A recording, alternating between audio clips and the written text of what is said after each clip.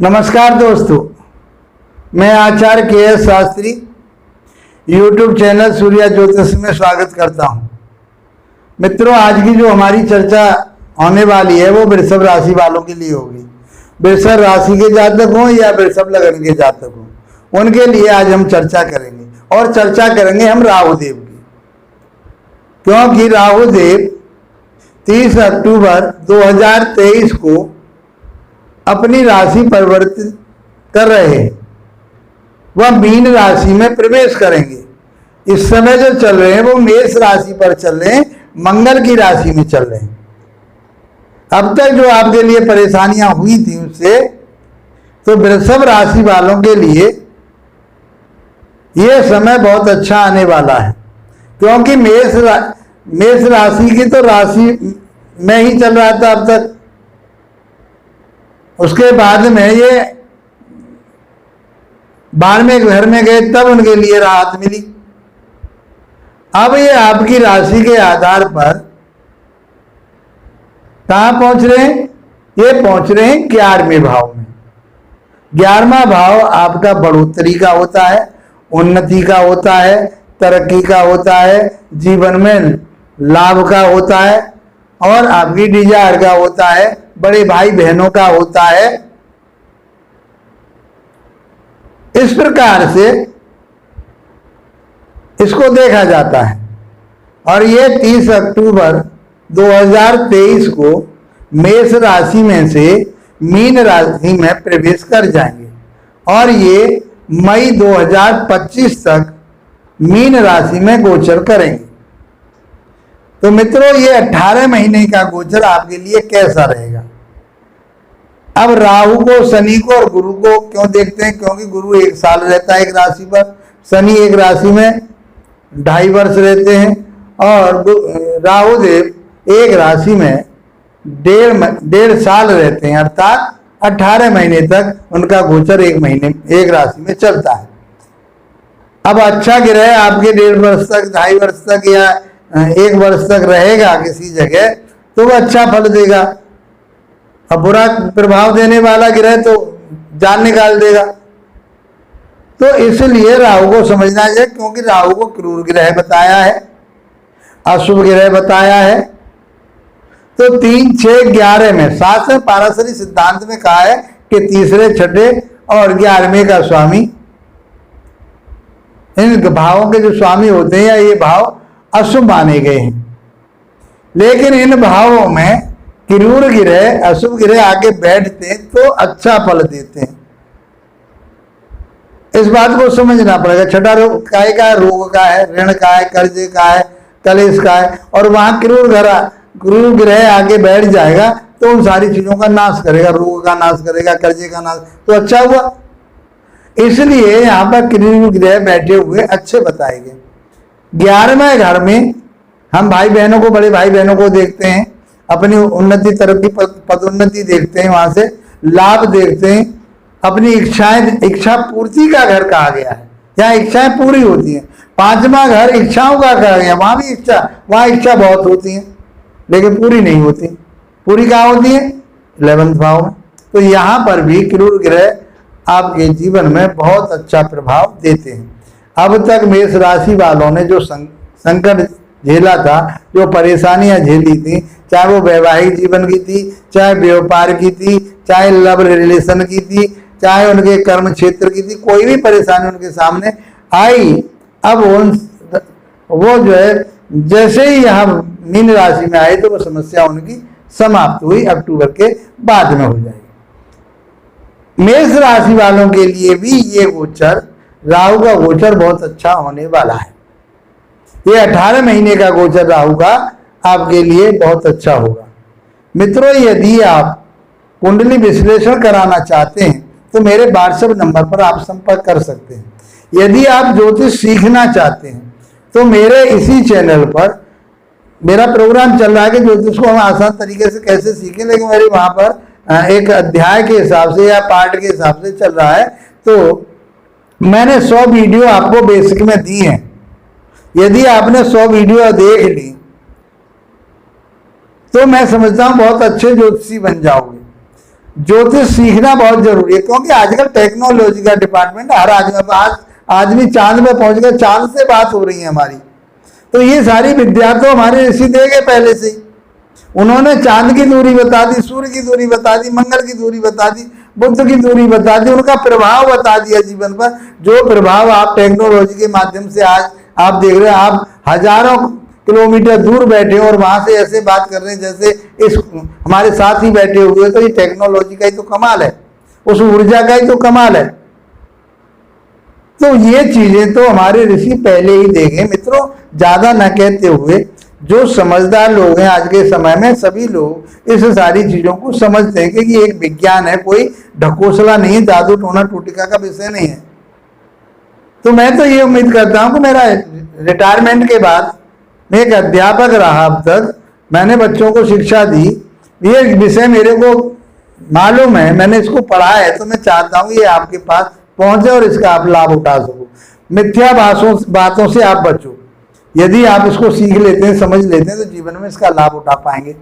यदि बुरा समय आने वाला, समय क्या कह रहा है कि दशा अंतरदशा प्रत्यंतर दशा, ये गोचर क्या है, ये समय तो है।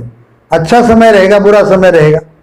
यदि ये बात आप समझ लेते हो, ज्योतिष जो है एक टॉर्च का काम करती है, एक लाइट का काम करती है, प्रकाश का काम करती है, आपका मार्गदर्शन करती है। यदि आप अपने बच्चों के लिए, अपने लिए, अपने रिश्तेदारों के लिए आप पत्रिका देख लेते हैं और आपको पता है कि ये अशुभ समय आने वाला है इस पीरियड का, तो आप उसके उपाय करके उस समय से निकल सकते हैं, बच सकते हैं। होने कोई नहीं टाल सकता, उस समय को कोई नहीं टाल सकता है, लेकिन उसमें कहीं कमी आती है। आप बहुत समझदार लोग हैं, मैं समझदार लोगों के लिए ज्यादा मैं क्या बता सकता हूँ। आप तो मेरे से भी बहुत विवेकी हैं, ज्ञानी पुरुष हैं। तो राहु के गोचर को समझते हैं कि आपके लिए क्या काम करेगा। मेरी वीडियो आपको अच्छी लगती है तो इतना मैं परिश्रम आपके लिए कर रहा हूं और निस्वार्थ कर रहा हूं, कोशिश कर रहा हूं कि आप ज्योतिष सीखें, इसके ज्ञान को सीखें, तो आप अपने जीवन में फायदा उठाएंगे। और मैं निस्वार्थ कर रहा हूं, आप इसको लाइक शेयर सब्सक्राइब कर देते तो मुझे एक ऊर्जा मिलती है, मेरा मनोबल बढ़ता है। और मैं सोचता हूं कि इसके माध्यम से, टेक्नोलॉजी के माध्यम से मैं आपके लिए अच्छी सी बातें जो जीवन में काम आने वाली हैं, मैं आपको दे सकूं। मित्रों, यदि आपको अच्छा लगता है तो लाइक शेयर सब्सक्राइब अवश्य कीजिए। और हम अपने विषय की तरफ को बढ़ते हैं कि हमारा विषय है कि राहु ये 18 महीने वृषभ राशि वालों के लिए क्या देगा। तो ये कहाँ बैठा हुआ आपकी राशि से कहाँ चलेगा?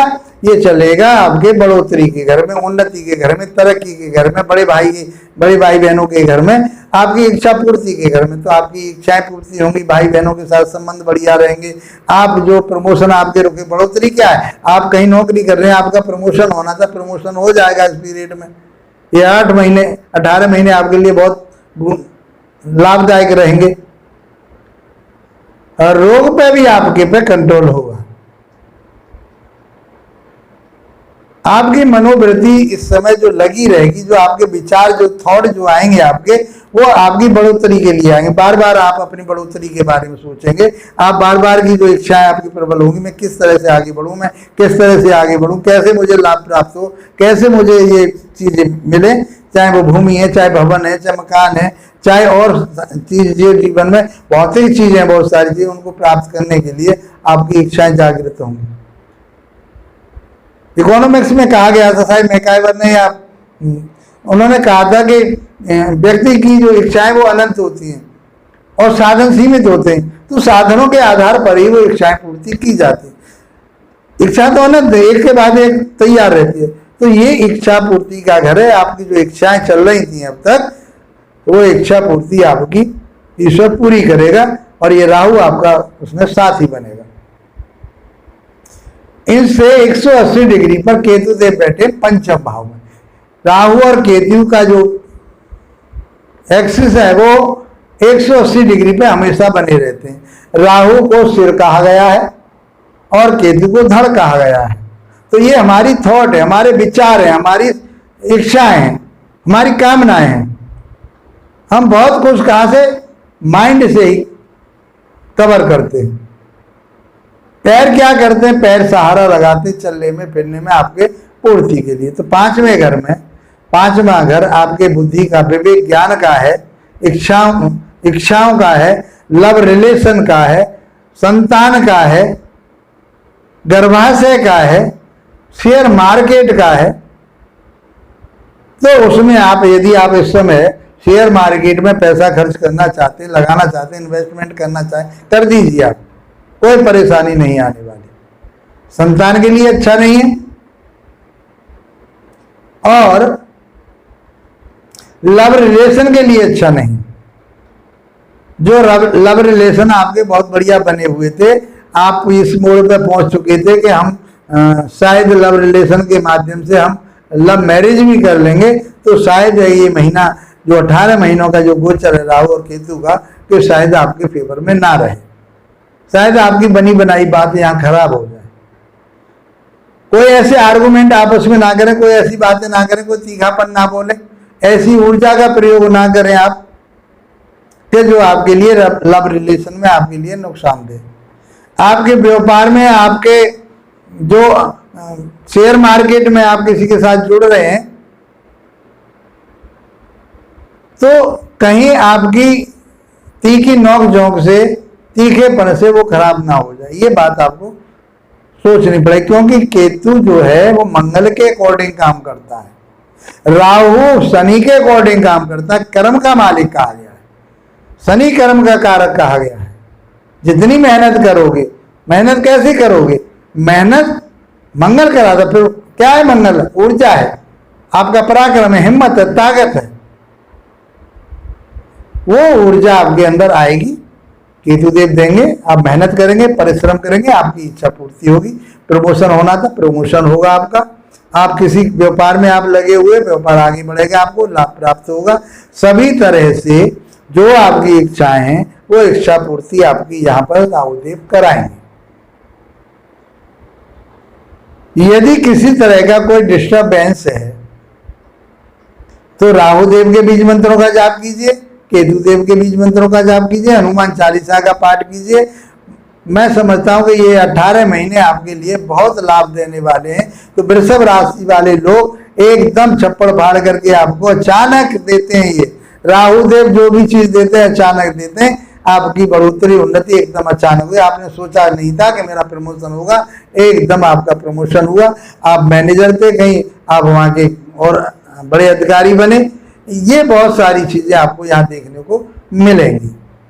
मैं समझता हूँ मित्रों ये गोचर आपके लिए बहुत अच्छा रहेगा, शुभ रहेगा। इसी के साथ आप लोगों का धन्यवाद, नमस्कार।